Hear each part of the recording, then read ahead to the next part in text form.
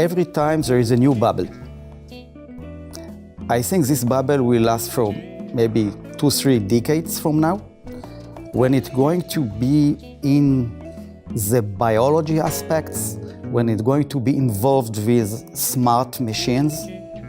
It can last forever, but it will be a commodity. So today, it's not commodity yet because you need to be very experienced. I guess in 5-6 years from now, people that get high salaries in the AI domain will be neglected because the machine will do their work. So it will be absorbed in the next future. I can see the storm clouds, I can see the wind picking up. There is change coming, and I think to the extent that artificial intelligence helps that change and makes the consumer shopping better, it makes us more efficient in retail. The thing I hear over again with people in this space is they can't find the right resources. A lot of what's happened before in retail has been experience-based. Those experiences are gone. It's not scalable. So AI is going to allow you to build scale in those industries without having to rely on somebody's 30-year experience, for example, if machine learning can basically do the same thing. So I think it gives us opportunities to revolutionize retail and scale it. Everybody in the entrepreneur community knows AI, and everybody froths at the mouth when people start talking about it. But there are a lot of people who, outside of the entrepreneur community, don't understand what AI can do for them yet. And you start talking to them about AI and their eyes just glaze over completely, and they're off in the clouds because they don't care how it's going to create leads for you or how it's going to match you with somebody. They're just going to want to be able to see the fruits of what AI has done for their lives.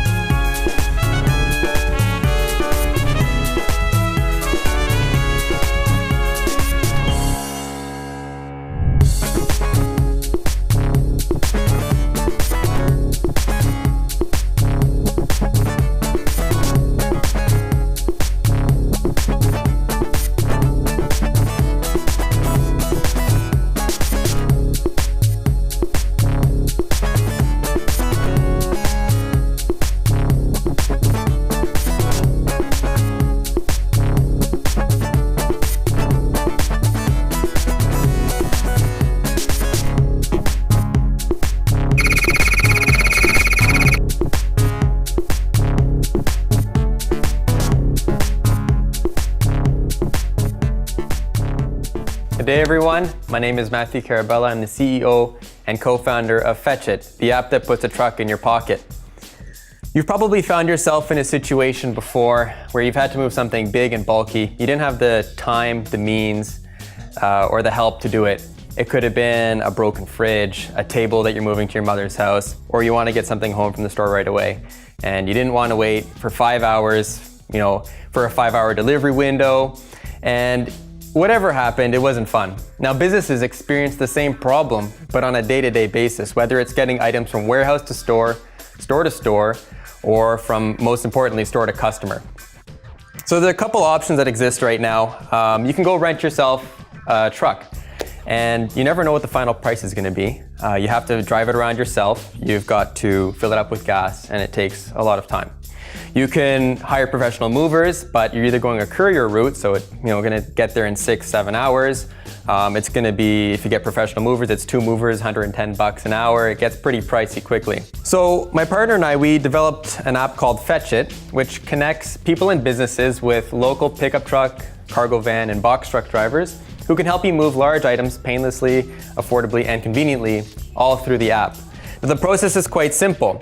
The user has an app, or he's doing it on his computer, takes a picture of the item, posts it on the website. You pick the time and the place he wants to show up, and our algorithm matches you with the best driver, whether it's for right now or tomorrow at 3 p.m. We find the best one for you after the job is completed. User and the driver rate each other, and then the app processes the payment. Looking at the transportation market, it is huge. In Canada, it's a $17 billion market. In the US, it's $700 billion. Our revenue model is fairly simple. It's transaction-based right now, though we do have some ideas to turn it into a subscription-based model. But the average job is $88 per job, and the driver takes Fetchit takes 18%, and the driver takes 82%. And that's Fetchit. We're disrupting the direct delivery market by leveraging thousands of empty or partially empty vehicles on the road. And where we go next is going to be exciting. How much capital are you looking for, you didn't say? Oh, yeah, sorry. We're looking for $250,000 right now. And the purpose behind it? We need more salespeople on the team. I love it. Okay, this is the Uber of moving. I think you should not fix the price though. You should let the market fix the price, and you only take 18-20% markup of whatever the price is. So at the end of the day, if I'm in a hurry and I want to move a fridge out of a house, I don't care. I may pay 100, my neighbor may pay 50, because he's not in a hurry, but at the end you make 20% of it. That's an interesting idea. We toyed with the idea of allowing bidding, for example, but we weren't sure how fast it was going to be. You're always going to have drivers underbidding, and maybe the drivers aren't going to like the price. You put a price out, nobody takes, then you get upset at Fetchit because we didn't find you a driver for your price. For me, the things that are not clear is I'm not sure what my exit plan is as an investor. Right. I don't hear an exponential way for you to increase your sales. And I'm not sure if I want to have more and more salespeople in an organization, like a channel partner program, something like that I can see exponential revenue growth would be something that I'll be interested in hearing. Howard? We had a presentation here on another show of the Uber of storage. I think the Uber of storage should get married to the Uber of Fetchit, because you can help them move the stuff to. Just watch our shows. We get lots of shared economy. We just met with them. I'm pretty sure we're talking about the same company. I'm sure there's only one. That's fine. So we are partnering up. We'll forget about that marriage. The idea was right. I think that this is something that we do want to look at further. So we'll talk to you in the boardroom about what our decisions are. Thank you very much, guys. All right.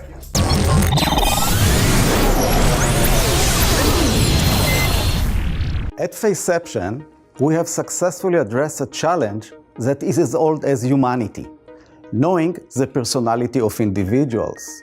The reason I'm here is because we did it using computer vision and machine learning. My name is Shai Gilboa, co-founder and CEO of Faceception, a facial personality analytics company from Tel Aviv. Our vision is to teach computers to understand humans through a single piece of personal information, an image of a face. Major problem today is to detect anonymous offenders. While facial recognition systems today are mostly focused on facial recognition, which means matching a face to a known individual, for example, a terrorist. But what about the people that are not in the database? What do we know about them? There is no real technology solution to this problem today. According to social and life science research, our personality is determined by our DNA. It's changed due to trait variations that result from external or environmental factors and reflected in the face. Our technology discovers these relations and encodes them as facial image classifiers. Using our technology, all of a sudden, we know so much more about a person we just saw. So let's see how does it work. We collect images from online and offline databases or from cameras. We encode these images using our proprietary descriptors, and we run set of multi-layer personality predictions against set of classifiers we already developed. The outcome is personality analytics that you see in action, by the way, for public safety application. It's anonymous. We don't need to know your name, social profile, user ID, password, and on. It's objective. No discrimination by race, gender, opinion, who did you vote for, income, and so on. And no big data on people. We are working with Homeland Security government agencies, with Homeland Security service providers, and with technology vendors. This is a multi-billion-dollar opportunity. We just started with Homeland Security and Public Safety, but there are many, many other verticals that this technology can serve. Very, very great presentation. The flow, it's amazing. I fully agree with you. The market is huge. So I'm curious if you can talk about competition and how much money you need. Okay, first about competition. Look, it's a mistake. We don't have competition. We are not facial recognition company, and we are not object search company. What we do, we have the know-how and patents and processes to scan someone's face and understand his inner personality. It's much more biometric, by the way, but it's about indexing, big data, and so on. So we don't have competition. So the market is very huge, the time is good, the chaos exists, and this is something to take care of. I hope I respond to most of your questions. How much money you need? Basically, we have some exit in our pockets as a senior team, so we build the company without investors. But since we are working on projects in order to build the core, so we can consider about $5 million, and we have some offers today. Would it be accurate to say between FBI, Homeland Security, CIA, Israel government, whatever, you may have some POs? I think the picture is much more wider. Okay, got it. So. You're a very intriguing presenter that we've seen to this point. And you're very, very clever in what you've been able to design and come up with. I really like what it is that you're doing. And we want to figure out a way to work with you in giving you the capital. So we'll talk to you in the boardroom a bit further about different strategies that we could deploy between us two to be able to work things out. I have one condition. I knew you would have one. Huh? I said I have one condition. He's going to analyze air side. condition. Air conditioning. Yeah, well, there's no air conditioning in here. The reason why we I keep know. it It's like in some places that our clients are there. Yeah. So, okay. Thank you very much.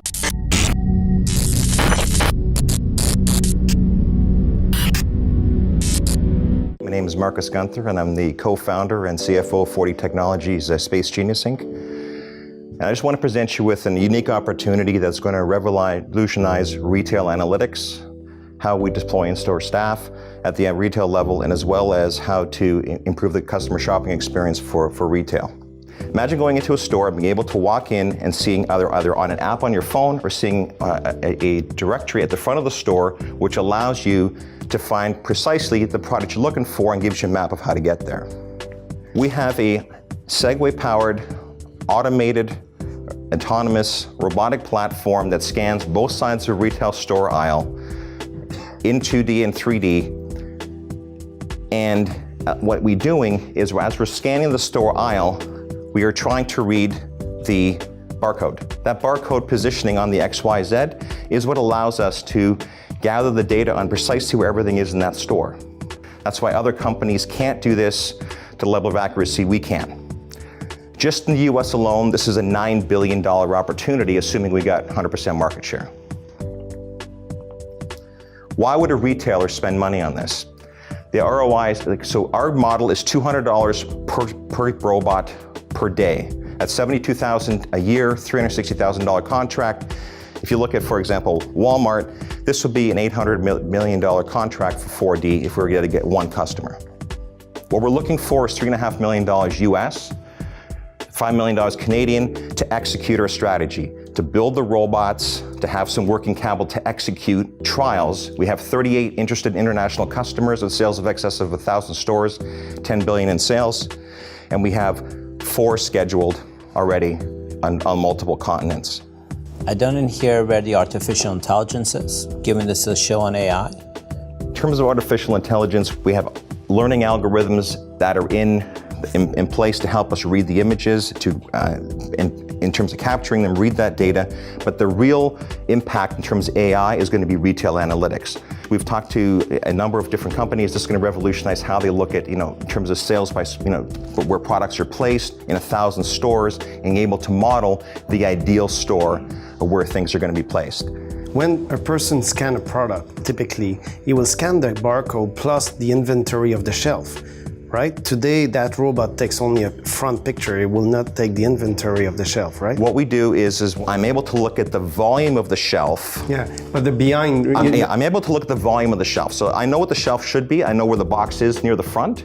If somebody has faced it and pulled it all the way forward, and there's only one box on the shelf, and there should be 4 behind it, that, at this point, I'm not able to do. Quick question. In a world where Amazon's buying Whole Foods and you've got grocery retailers that are trying to figure out the online world, with some of them creating a model where they'll pick it out for you and pack and you pick up, you've got a pick and pack solution. Why wouldn't they spend a couple $100,000 for the in-market test, which could be a deal breaker for them?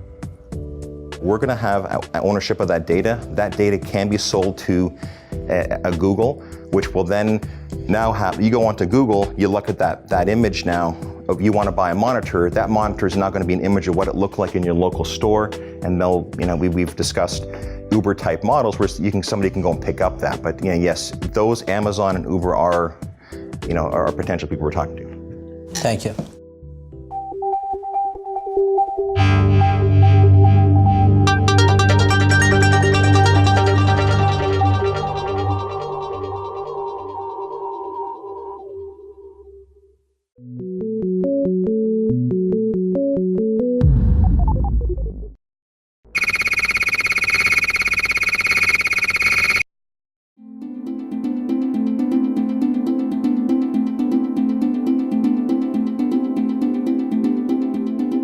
As far as funding is concerned, we don't want to fund your company at this point.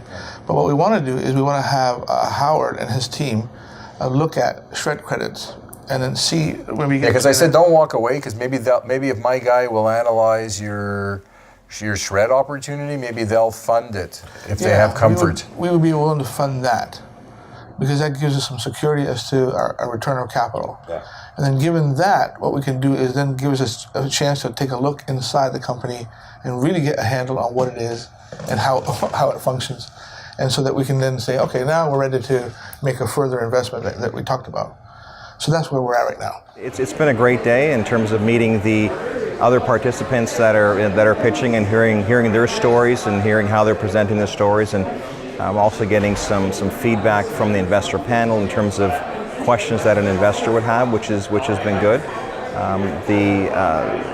The interaction with the other people, both in the audience and also going through the other participants, has been really helpful in terms of getting some new ideas, and also potentially, potential partnerships as well have come up. Some other people that maybe shown some interest in investing have come up. So it's been a pretty positive day overall.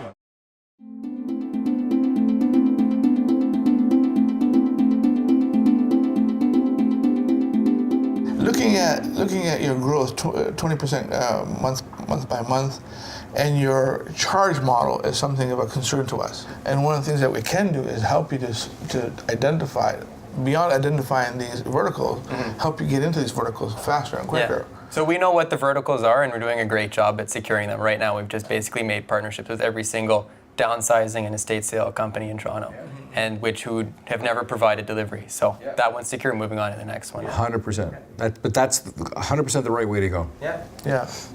So we don't have a deal, but we are willing to provide you with help that you might need. Okay. Even take a look at your corporate structuring and all that kind of stuff to get ready for larger funding when time is right. Okay. Yeah. Thanks a lot, guys. We learned a lot today, both from talking to other entrepreneurs and talking with the panelists. We heard some great speakers give some keynotes, and it was a great experience overall.